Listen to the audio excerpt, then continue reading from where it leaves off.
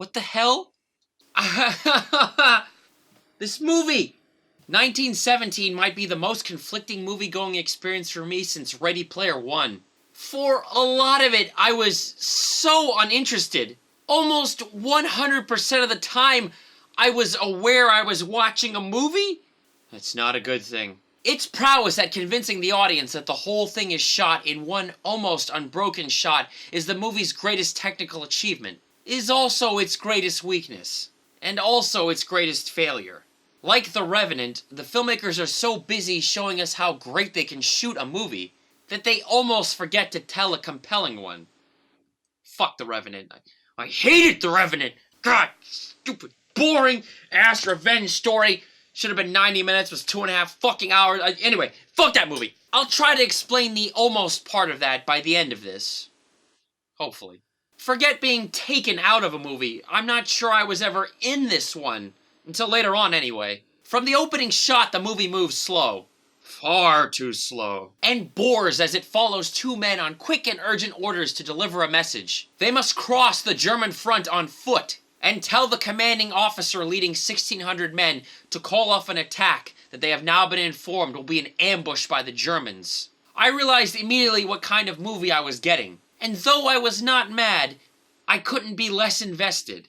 I just didn't care at the get-go. Like, there was no urgency there. There's a lot of tracking camera movements following our two British protagonists through the trenches, in the trenches, out the trenches, and in some tunnels and fields. It's not great cinema. Despite the god Deacon's lighting and heavy hitter Sam Mendes directing, I think they washed out the colors too, gave it an unsaturated look like Saving Private Ryan.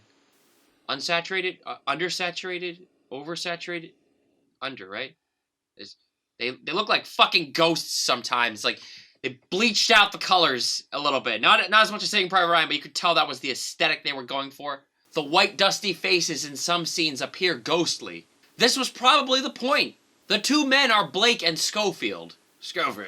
Blake's brother is among the 1,600 men who will be sent into the Germans' trap if they don't make it in time. He has a stake in this.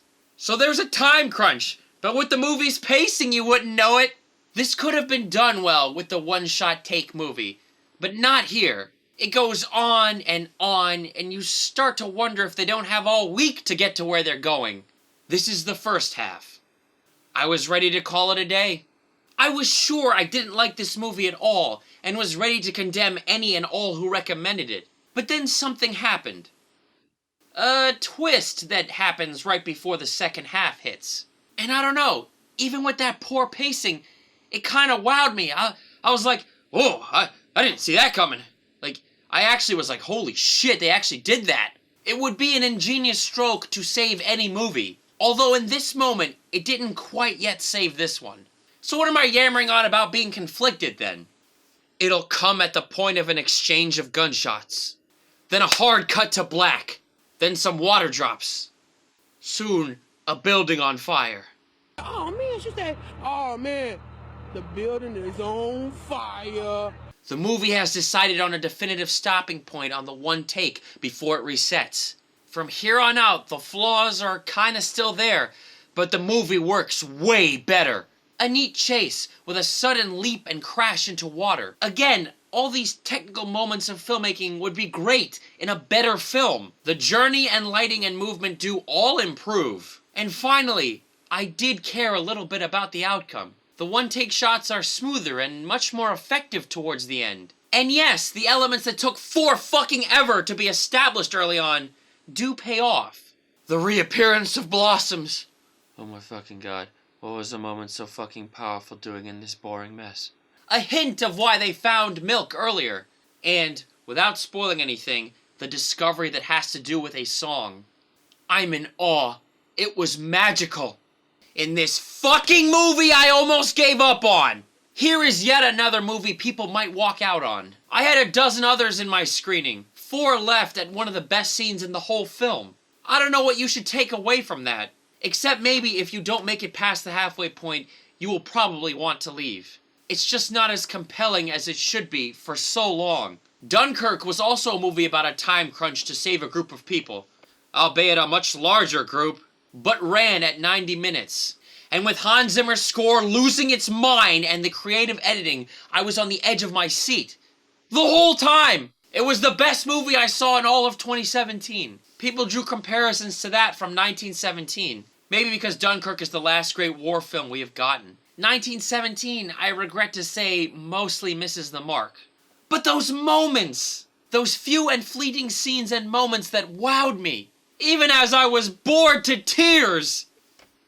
I don't fucking understand anymore. The two leads, Dean Charles Chapman, oh my god, he was Tommen Baratheon! And George McKay might have been cast mostly as everymans. Two actors who haven't been known in a lot, yet can convey two ordinary guys stuck in a place they want to get out of. Except I think they are too ordinary. It's not their fault, but nothing about them really sparks a knockout performance. I don't know, maybe that was the point. I'm sounding mean here, but no, I don't hate the actors. They did just fine, but they didn't really, like, blow me away. But maybe, again, that was the point. Maybe they're supposed to be the everyman where you're just guy off the street. Don't want to be here, you know, two ordinary dudes carrying out basically a suicidal mission. So, again, maybe these were intentional decisions. I think they were. I don't think it worked as well as they hoped, just like the one-take stuff. Again, drawing too much attention to the pyrotechnics, to the technical work of the camera, which are magnificent. Deacon's, of course, lighting is fucking great, and the camera work is awesome. A lot of the time, sometimes it's really boring, but I can't say it's a poorly made film. It's a greatly made film, but not greatly told for half of it, I would say, basically. Which is a fucking shame. They do well with what they have, but like the camera, the attention to itself backfires. Andrew Scott, who is Moriarty in Sherlock, shows up early on, and is to the point and effective at what he does. There are a couple of A-list cameos? Is that what I call them? I guess that's what I call them because not much is made of them. It's not like, oh, you know, such and such is this prestigious person, except maybe at the end, seeing who the commanding officer is. But I thought that was kind of neat, who the person they have to deliver the message to is, who ended up being. That was a good reveal. And, you know, Colin Firth, obviously, is the guy who's given them the mission. He's only on screen for a minute or two, whatever, not even. That's really one of the only parts this movie is subtle about. Also, the Germans, again, just like in Wonder Woman, they're portrayed to be as evil as the Nazis. So this is a World War I movie.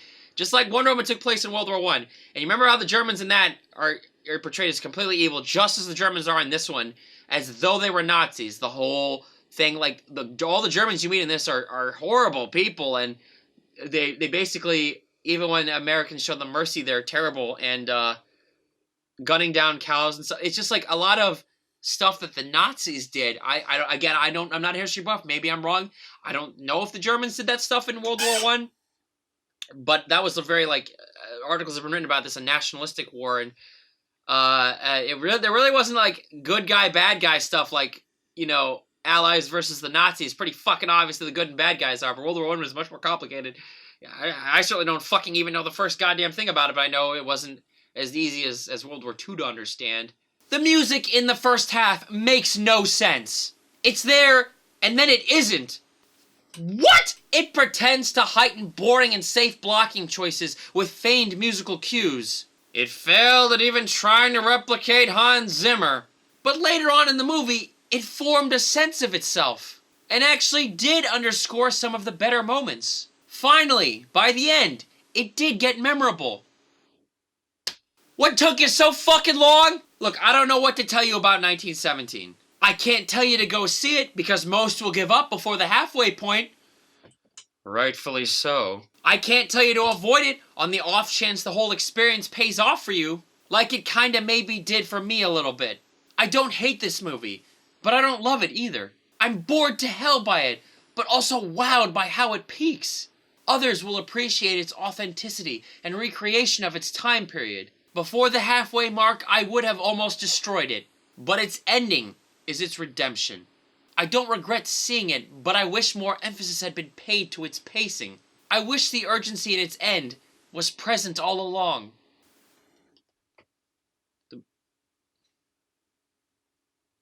The movie itself almost seems bored at needing to get where it has to go. What the fuck?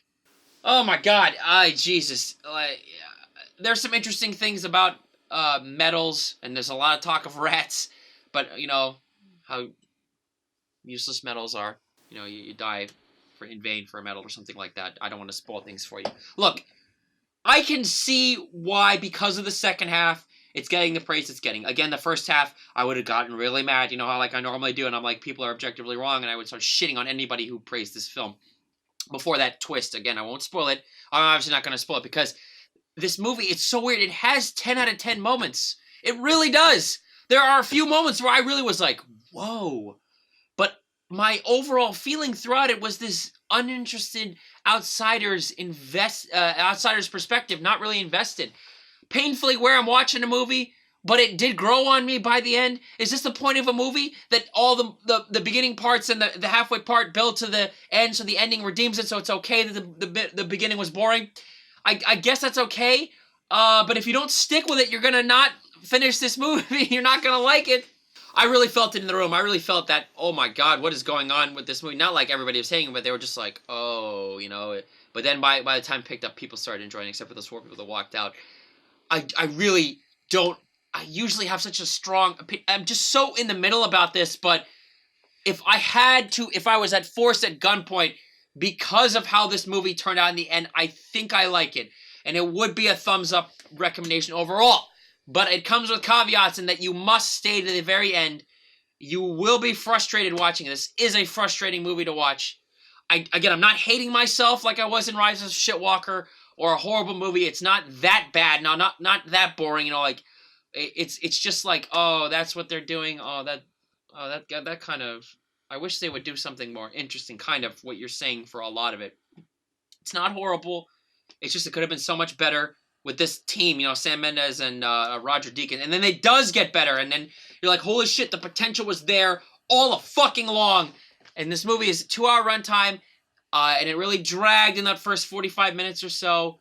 Maybe if they just cut a little bit shorter. I understand they were building, the whole idea was 2 men on this journey, and it's really just literally at 2 guys walking across dangerous territories, which could be an amazingly tight-knit story like Dunkirk for 90 minutes. You could feasibly do this for a long time. I'm not shitting on a movie runtime, just objectively. Like a run, you have to have a reason to be this long.